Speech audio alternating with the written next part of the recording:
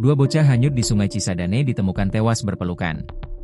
Dua orang bocah laki-laki Raja dan Fikar, 14, yang hanyut di aliran Sungai Cisadane Gang Kelor, Kecamatan Bogor Barat, Kota Bogor, Jumat, 19 September 2025, sore sudah ditemukan.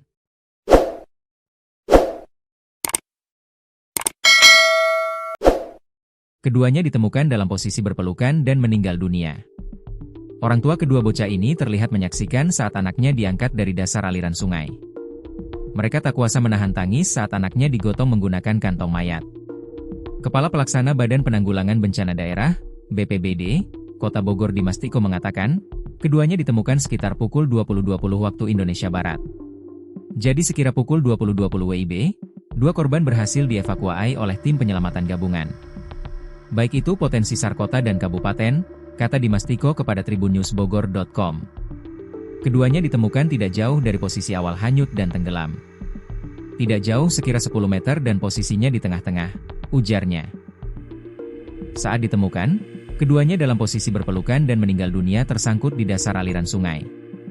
Dan saat ini dua korban diantarkan langsung ke rumahnya masing-masing untuk dilakukan pengurusan selanjutnya, ujarnya. Ia mengimbau kepada orang tua yang memiliki anak agar menjaga anaknya supaya tidak bermain di pinggiran sungai. Dan pastinya daerah aliran sungai bukan tempat main-main, tandasnya.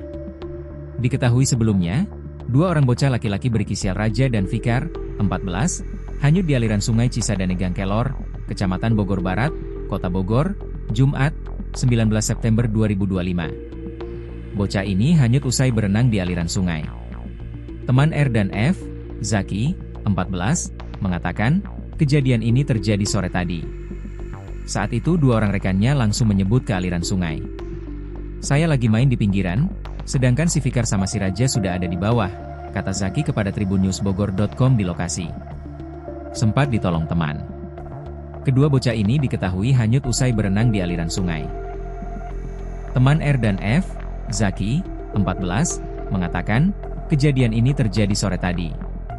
Saat itu dua orang rekannya langsung menyebur ke aliran sungai.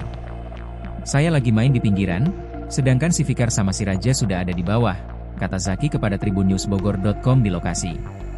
Awalnya Zaki mengira dua rekannya itu buang air kecil di aliran sungai. Saat dilihat, R dan F sudah berenang bahkan sudah menyeberangi aliran sungai.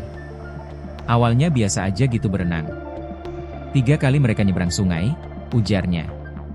Saat ketiga kalinya, R dan F sudah berada di tengah aliran sungai. Mereka, sambung Zaki, terlihat sudah tenggelam. Ia bersama dua orang rekannya sempat menolong R dan F dengan menjulurkan kayu.